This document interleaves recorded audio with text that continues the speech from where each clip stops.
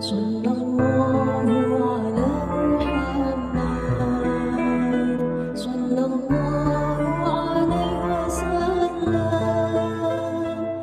silahkan lagi Bapak Ibu. Ya, silahkan.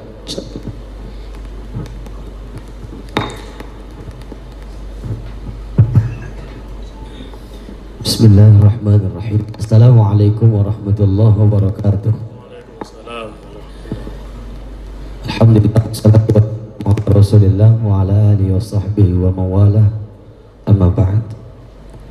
Yang sama kita hormati, yang kita muliakan guru kita Al-Ustaz Haji Abdul Somad, kemudian moderator dan para hadirin muliakan Allah. Sedikit Ustaz, tolong sebutkan namanya Bapak. Ya. Ustaz. Nama saya Bukhari Al-Hafiz. Berkaitan dengan tema peran strategi pengusaha muslim dalam pembangunan ekonomi Islam di Indonesia. Kita tahu hari ini dalam barisan umat Islam namanya ekonomi itu agak carut marut, Ustaz. Sehingga ketika Presiden Perancis pun bilang bahwa Islam itu adalah agama yang krisis, termasuk krisis ekonomi.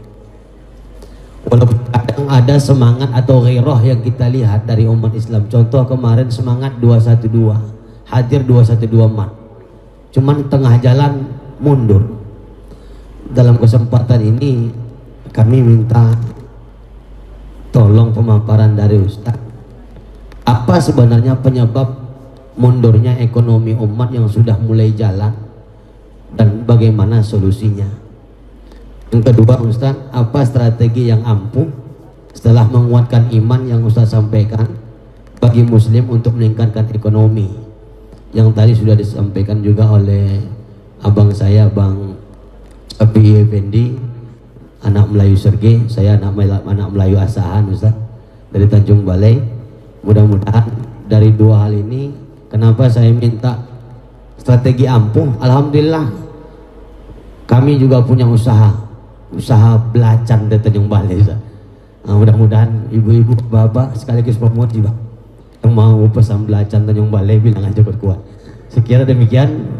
Nasrul minallahi wa fathun qarib wa basyiril mu'minin. Assalamualaikum warahmatullahi wabarakatuh. Kalau ada dua orang di tengah laut, kapalnya pecah, menabrak karang, dipukul ombak, dimpas gelombang, maka yang selamat itu adalah yang pandai berenang. Maka ajarkanlah anak-anak kita berenang. Pesan sahabat Nabi, alimu auladakum as-sibahah war-rimayah. Ajarkan anakmu as-sibahah berenang, war-rimayah memanah. Sebetulnya itu makna dipahami, makna hakiki dan makna majazi kiasan. Memang betul-betul merenang dan memanah. Tapi yang dimaksud berenang adalah siap di air dan memanah siap di darat. Karena kalau di darat kita memang memanah naik kuda, dan di air kita berenang.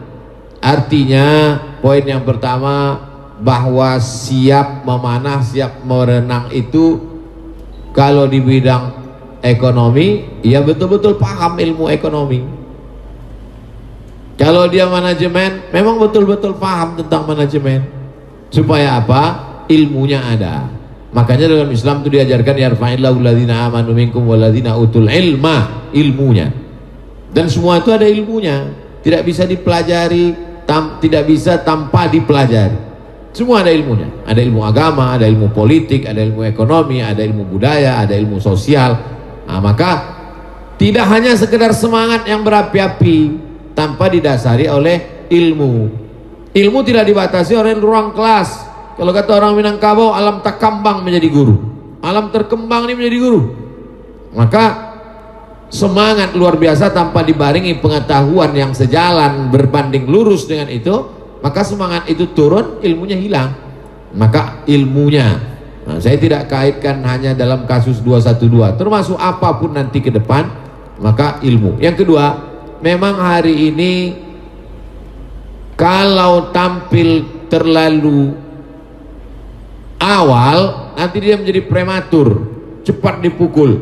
Nah, jadi banyak juga usahawan-usahawan, bisnismen, kawan-kawan, sahabat-sahabat, Ustaz Somad, sekarang kita sudah punya odol, sekarang kita punya